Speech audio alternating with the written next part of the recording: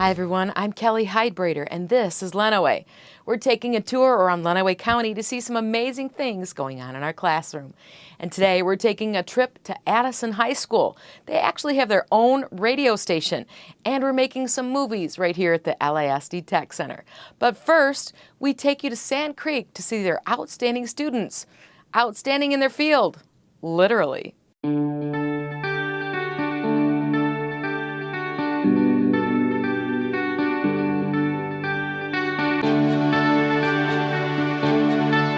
We have an FFA chapter here that is very active, and it works through our agriculture education program. So students in the national FFA have to be enrolled in an ag class. The mission statement for the FFA is premier leadership, personal growth, and career success. And the vehicle that we use to do this with is agriculture. In botany, we do have a greenhouse that we work in. The kids learn how to grow plants, how to propagate plants. And in the barn, we've had an exciting year out there. We had Mama Pig give birth, and we had baby piglets that we took care of. We've had sheep and baby lambs. We've had dairy feeder calves. Right now we are incubating eggs so that we can hatch baby chicks on Small Animals Day. Well, our program is very diverse. There's many award areas that students can be involved in and compete in, and it's almost endless and up to the students what they want to participate in. My name is Hannah Wheeler, and I am a junior at Sand Creek High School. I am here with our FFA president, Caitlin Luck. And Caitlin, what is the FFA?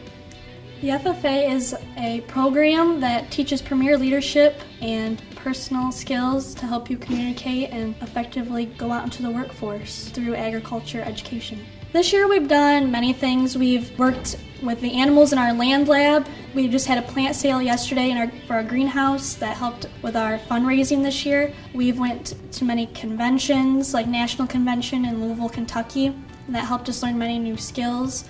We've went to state convention and we've participated in leadership contests there. So we've been doing a lot of things, keeping us busy. I just thought it was basically for like people that thought they wanted to be farmers or people that lived on a farm, but I was totally wrong. What did you learn about FFA that wasn't farming? The list could go on. I've learned leadership skills that'll help me get through life. I've learned interview skills for when I go in and talk to people like I am right now, and it's not at all about farming. I mean, we do agriculture education, and that teaches that aspect, but it shows you don't have to live on a farm. We have people that live in the city and Adrian and all that come and they love it. What was the most fun part of FFA this last year? Oh, that's a hard one. We've done so many things, but I think it was being able to lead and put my leadership skills in action and build connections with a lot of our younger members that don't really know what FFA is yet, so they're still kind of gathering it, and I'm able to help them figure that out. I'm Hannah. And I'm Caitlin. And you've been catching it in the classroom.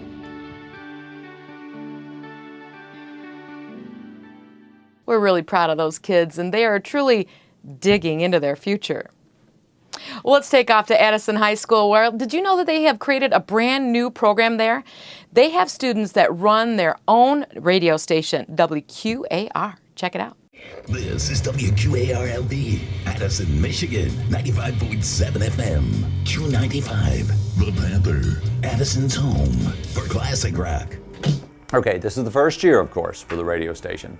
So this is sort of our startup year, and I'm in my second semester of teaching classes for the radio station.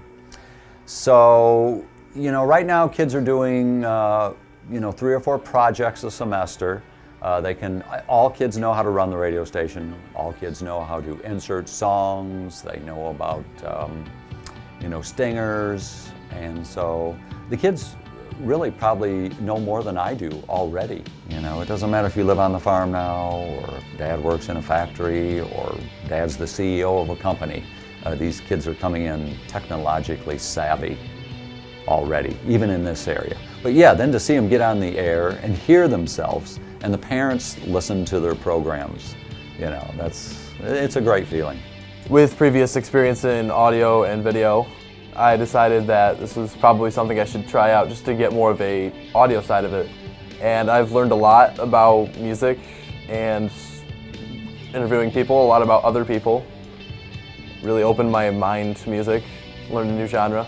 Addison's a pretty small town. I think about 2,000 people is what Addison's registered under, which is not a lot of people, but knowing that a large portion of them are listening to anything we could be saying is just really makes me feel like the community is being brought closer together. I feel like it's bringing everyone together a lot. If we do more remote spots like we're talking about next year. And I think it's a good spot for it because we have Manitow Beach and Devil's Lake that way. We have Somerset that way.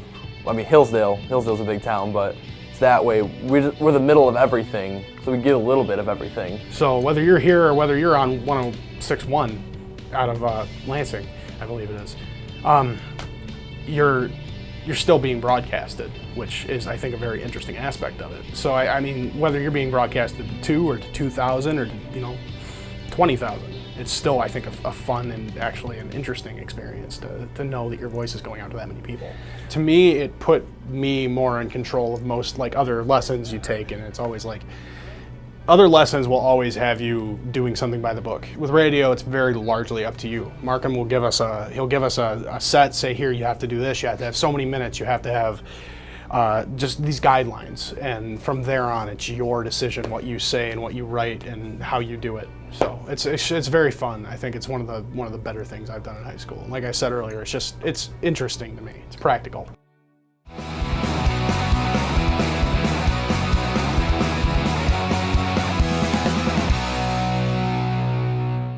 WQAR, Panther Radio. Those students are getting some great experience there in Addison. When we come back, what do you say we go to Tecumseh Elementary School? Okay, let's do that. Patterson Elementary, here we come, right after this. I'm Woodsy Owl, and I'm here to tell you about a dirty word, pollution. Help Woodsy spread the word. Never be a dirty bird. Hoo-hoo. Don't paint or write on buildings. That's pollution. Give a hoot. Don't pollute. Never be a dirty bird. Hoo-hoo. Turn your radio down. That's noise pollution. In the city or in the woods, help keep America looking good. A boy born in Joplin, Missouri was fascinated by anything with wheels and a motor. The odds of him winning both the Daytona 500 and the Brickyard 400 in the same year, 1 in 195 million. The odds of a child being diagnosed with autism, 1 in 68. I'm Jamie McMurray, and my niece has autism. Learn more at autismspeaks.org/signs.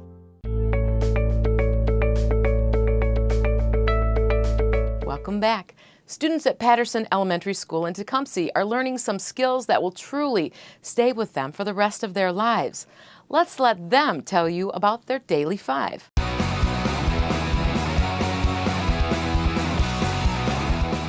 Daily 5 is a program where students, it's a structure for students to improve in their reading and writing skills. And it's where students have different choice and opportunities based on what they want to work on at different times. So some might be reading to self while others are reading to someone, and other students might be working on writing. My name is Ruth Fultz and I'm at Patterson Elementary, and today I'm here with Brendan Cross. Hi. I'm writing a letter to Harriet Tubman, and we're just kind of expressing things that we want to know, still want to know, and things that we learned about her, kind of things that fascinate us, and it's fun to kind of talk to a past person. What have you learned about Harriet Tubman? I have learned that all the, in just about the years she's been doing this, she's saved like 300 slaves, and that she's done it for her beliefs, and that she knows that just because of a skin color you shouldn't be a slave and shouldn't have to work for someone else. I'm here with Amaya, and right now she is reading a book called Because of Winn-Dixie. What is the book about? It's about a girl that her mom left her when she was very young. Why do you like this class? Because mostly all of my friends are in this class. What do you learn in this class? A lot of math, science, and reading. I'm Ruth Fultz, and you're catching in the classroom.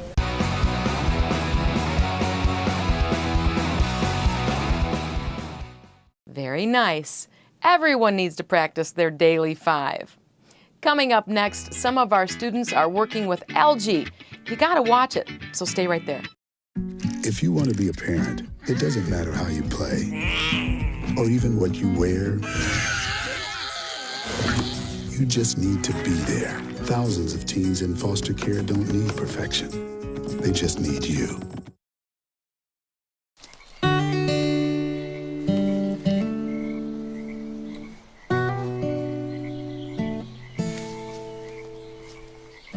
When you're out there, there's no telling what you'll find. I see it, I see it! Oh, look at you. There are some moments only the forest can inspire. Find yours at discovertheforest.org. Welcome back. The algae bloom on Lake Erie stopped hundreds of thousands of people in Northwest Ohio from drinking their tap water in 2014, and students in our Center for Sustainable Future program took notice. Many of them are learning and working with farms on how to help those farmers get more research on algal blooms. That'll help stopping them from forming in the first place. Listen to this.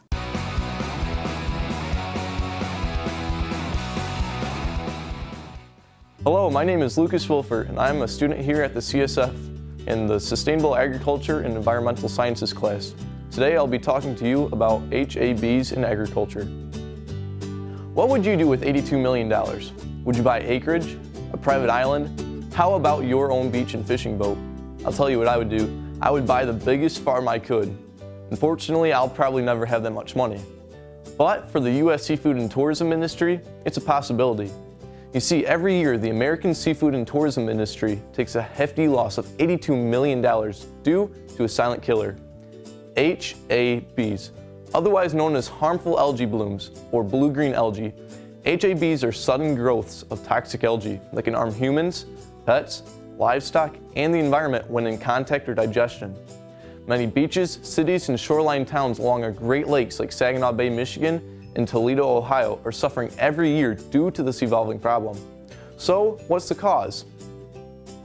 HABs are blooms of cyanobacteria, including the most harmful bacteria, Microcystin, Anabina, and Phannizomenon. These blooms of cyanobacteria are caused by a series of environmental factors, the main factor being runoff of nutrients like nitrogen and phosphorus from farms, urban flooding, and wastewater treatment plant leaks. Following this factor is bright sunlight, low water conditions, calm water, warm temperatures, low salinity, and selective grazing from zebra mussels. When all of these factors combine, we have problems like the Lake Erie HAB this past summer, costing Toledo, Ohio $3 million to dig into the city's emergency water supply.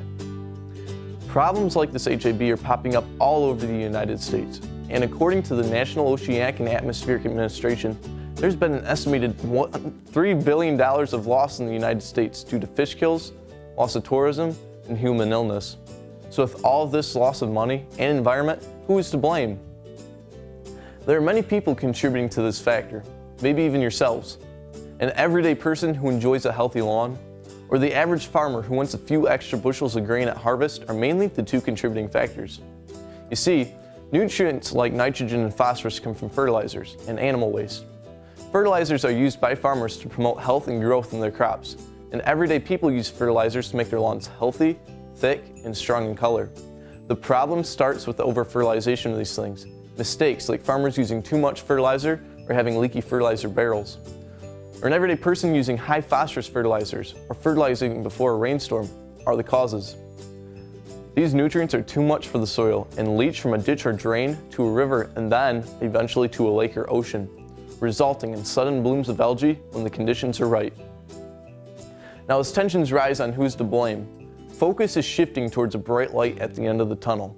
This bright light being the Michigan Agriculture Environmental Insurance Program. Otherwise known as MEEP, this program's sole intentions are to develop and implement a proactive environmental insurance program targeting all size Michigan farms and all commodities, ensuring that farmers are participating in pollution prevention practices and working to comply with state and federal environmental regulations.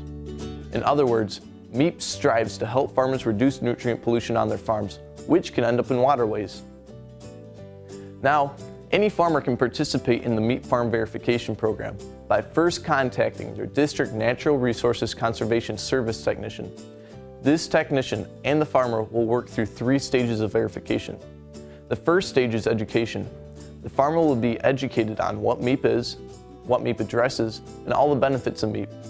Benefits include environmental security, legislated incentives, GAP audit assistance, liability cost reduction, and multiple management and marketing opportunities. Topics that the technician and farmer will address will be pesticide and fertilizer storage and use, fuel storage, well safety, water resources, and laws and regulations. Once the farmer is done with the first stage of verification, he is ready for the second stage of verification, which is on-farm risk assessment. This is where the farmer's district technician visits the farm, assesses it based on a series of low to high risk standards, and then goes over the assessment with the farmer. The farmer then has time to make changes to his farm, like buying a lock for a pesticide cabinet or implementing a filter strip along a ditch line. Once the farmer has made these changes, he is ready for the third stage of verification by MDARD. If passed, the farm is verified. Now, according to my district technician in Lenawee County, there are currently over 10,000 farms participating in the Meat Verification Program in Michigan, with over 2,500 complete verifications. That covers over 500,000 acres of Michigan soil. With this many farms participating, nitrogen and phosphorus delivery has been reduced by 1.5 million pounds, which could grow enough algae to cover over 3/4 of Houghton Lake at a 1/4 inch thick. It's astounding to see the difference the MEAP program has made on our Great Lakes region.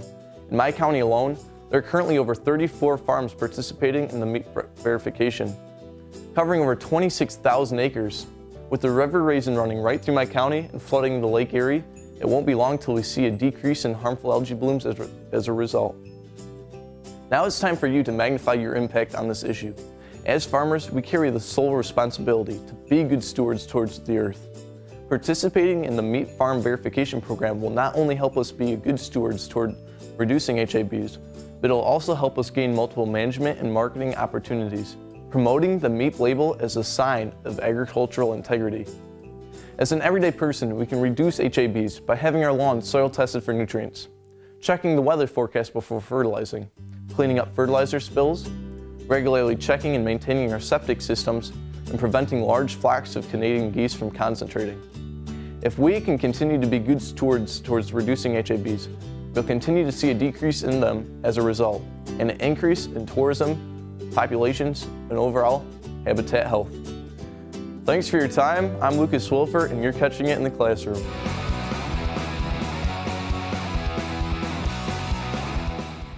There's a lot of work to be done in this area, but here at the Lenawee Intermediate School District, our instructors have their hands on the pulse of the community, and our students are helping to create a more sustainable future right here in Lenawee.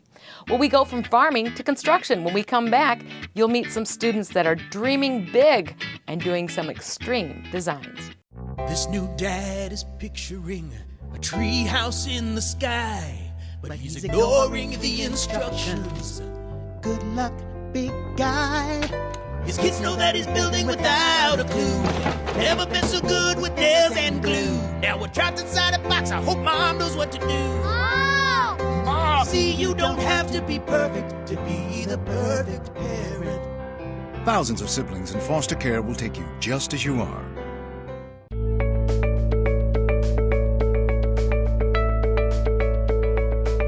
We have many summer camps here at the Lenawee Intermediate School District Tech Center, and some of them are pretty extreme. These kids are learning some extreme design techniques and dreaming up a room with their own unique style. Check it out, and you might learn a few new tricks.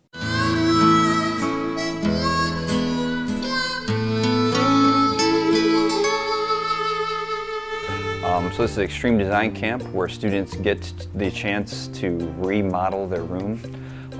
They go home, they learn about measurement, they go home, they measure their room, then they come back and we teach them layout.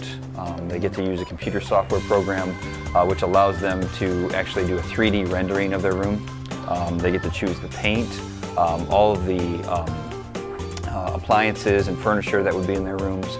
And then at the end, they create kind of a plan or a proposal for their parents. in case they would like to go back and say, Mom or Dad, this is what we'd like to do to our room.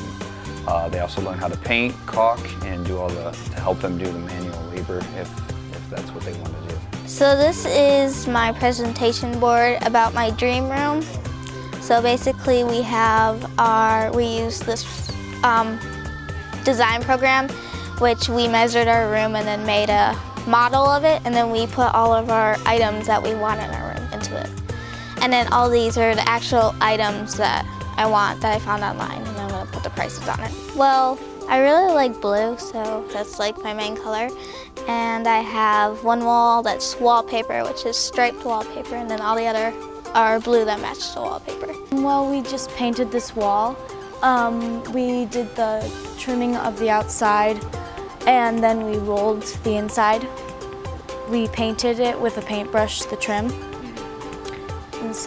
And we also put some tape in, so when we take it off, there'll be white stripes. So oil-based paint is harder and more durable, and we usually use it outside, and latex is interior, and you can clean it up with water. But it really helps them to know what it takes to remodel a room. And I think just really the experience of being able to hang out with each other and have a good time. Plus they get they have the opportunity to go home and say, hey Mom, hey Dad, this is what I would like to do to my room, this is how much it would cost us, these are the things that we need, and this is how I can help you do that. And I believe that this has been the most successful, most fluid year of all 4 years.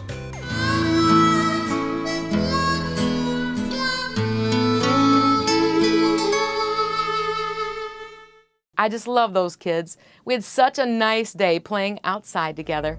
Well, that's our show. Thanks for sharing time with us. If you see something amazing going on right here in Lenawee, we want to know about it. Email us at lisdtv@lisd.us.